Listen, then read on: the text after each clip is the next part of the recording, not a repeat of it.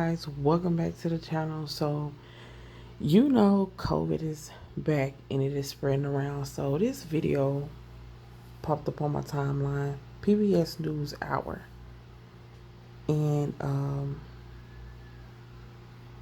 it's talking about the surge. And let's hear the conversation. Let's hear what the reporter, the spokesperson, and then the doctor, how he responds. Listen very carefully. COVID cases are spiking in many parts of the country, and hospital admissions have doubled since May. That's according to the CDC. This latest COVID surge is being driven by two new Omicron subvariants. The CDC estimates that together, the BA4 and BA5 subvariants represent more than 80% of U.S. cases. And vaccination or prior infection does not guarantee protection from these subvariants. Joining us now to discuss all of this and what role vaccines play in this latest surge is Dr. Peter Hotez. I'm gonna pause it right here because, look at his background. Look at that. Look at that object. It says National School of Tropical Medicine. It just looks weird. It's giving me really weird vibes. It does not really resonate with my spirit. But let's get back to the video. Dean of the National School of Tropical Medicine at Baylor College of Medicine in Houston. It's great to have you with us. And in the time since we've had a COVID vaccine, I think the only silver lining to catching COVID was that you likely wouldn't catch it again. But that seems to no longer be the case, especially with this latest Omicron subvariant. What accounts for that? Well, what's happening, Jeff, is if you've had Omicron infection in the past, and a lot of Americans have, because during that big spike in January, there were roughly 1 million new cases a day, according to some estimates, that is not conferring protection against the BA.5 reinfection. So the other name for Omicron is BA.1. BA.1 is not conferring protection against BA.5 necessarily, unless you've been vaccinated on top of it, or unless you've also gotten vaccinated and boosted, preferably boosted twice. So that's what's really needed to combat this new BA.5 variant, is to max out your vaccinations. And that does seem to be keeping people out of the hospital, even if it's not necessarily preventing you from still getting infection and keeping you at home for a few days. So do the current vaccines available now, are they targeted against the Omicron variant? I want to stop the video because I want to make a point. It's like they know everything before we do. They know how long it takes for us to be at home, stay on the inside. They know these things before we do.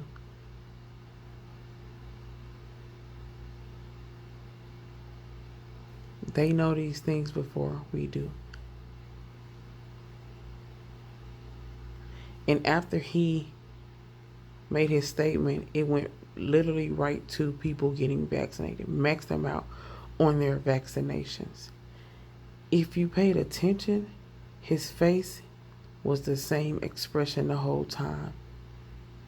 Only as he talked, only one eye winked the whole time.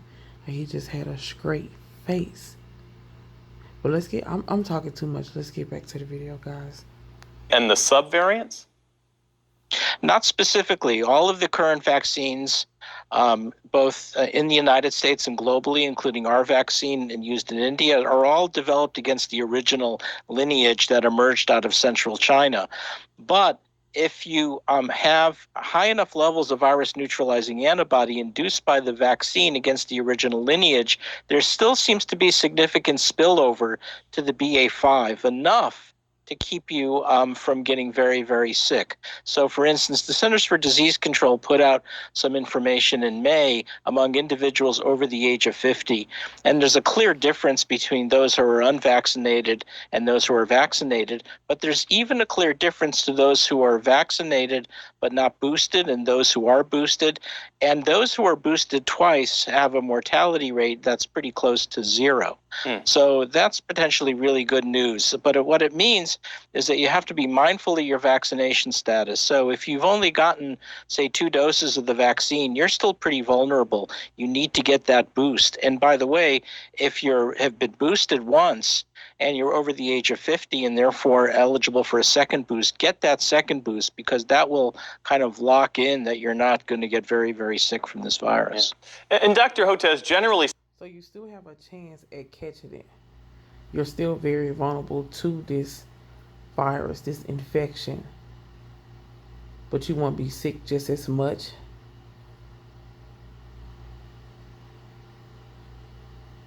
So in reality, that those shots does not actually guarantee me protection of my immune system. Okay. speaking, how do we stop playing catch up? I mean, first it was the Delta variant, and then it was the Omicron variant, and now it's the Omicron subvariants. Will we ever get to a point where we're not sort of in this situation? We can, but there's a couple of things has to happen. First of all, we have to do a better job of vaccinating globally, because all of these new variants like Delta, Vaccinating globally. BA1 Omicron, BA5 are all rising out of low and middle income countries where vaccination rates have been low. And so Mother Nature is basically telling us until we vaccinate the whole world, she'll continue to hurl new variants of concern. Mother Nature. Mother Nature is literally all around us. And it's telling y'all.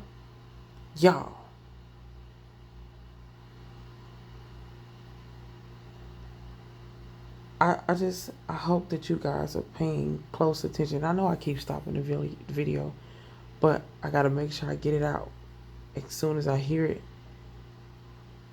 And hopefully you guys are understanding and have an ear to hear, because it is a lot going on. And we need spiritual discernment in these situations and also in these times, because there's a lot failing around us. Mother Nature is mourning, and it is destroying itself. It's not telling us that people should get vaccinated, because we as human are destroying Mother Nature. We're destroying the world. Our wickedness, our evilness, then we're destroying the land and everything around us, the atmosphere. We are just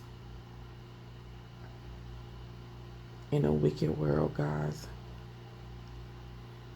That's problem one. Problem two is, there's a lot of hand-wringing now about what we do for the next boost, because the boosts are not necessarily lasting as long as we'd hoped with mRNA. Do we now try to design a BA5 specific boost, for instance? The problem there is by the time it's available and ready in the fall, BA5 may already be in the rearview mirror. So there's a lot of interest, including our group, of developing a universal coronavirus vaccine to handle this and other future variants and potentially other future coronaviruses, because remember, this is the COVID-19 our third major coronavirus of global concern. So that's the long-term answer, is develop a universal coronavirus vaccine. What we really need to figure out is how we proceed between now and, say, the next year or two when that universal coronavirus vaccine becomes available. It's not clear to me that the BA5 boost is going to be the answer, for the simple reason that by the time it's ready in the fall, it'll be behind us. So we have to look at potentially boosting with different technologies. We need an overarching strategy to really handle now the next few months. Yeah. One question I had for you is when we talk about reinfections, are there long-term consequences for people who get COVID-19 multiple times? I think what you're probably getting at is what's the situation with long COVID and neurologic deterioration and exercise intolerance, all those terrible things that go with long COVID. Is there a greater propensity of people who have it once or versus people who are getting reinfected? And the answer is I don't think we know that yet. But there's a lot of interest in trying to understand the circumstances that make you more vulnerable to long COVID. Among them, it turns out women seem to have a higher rate of long COVID than men. Underlying diabetes seems to be a risk factor. So we're still trying to sort out what are things that we can do to also mitigate against the effects of long COVID. And likely one of them is going to be turning out to be vaccinated and well boosted, because severe severe illness seems to make you more susceptible to long COVID. So by reducing the severity of illness, vaccination and boosting may have that added benefit. Dr. Ashish Jha, who you know is the White House COVID coordinator, this past week he said that even in the face of this BA.5 Omicron subvariant, that the tools we have continue to work. Basically, he's saying we shouldn't let this subvariant disrupt our lives. Is that a fair assessment, do you think? Okay, guys, at the end of the video, that is not exactly what that man is saying. He's basically telling people to continue getting the boosters, the shots. They have to make, they're going to have a new vaccine ready by fall. Then they're thinking about creating a universal one. And they want to vaccinate globally.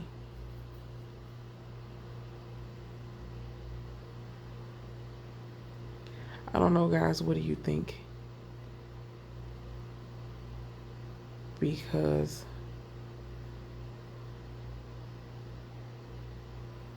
it's not looking good.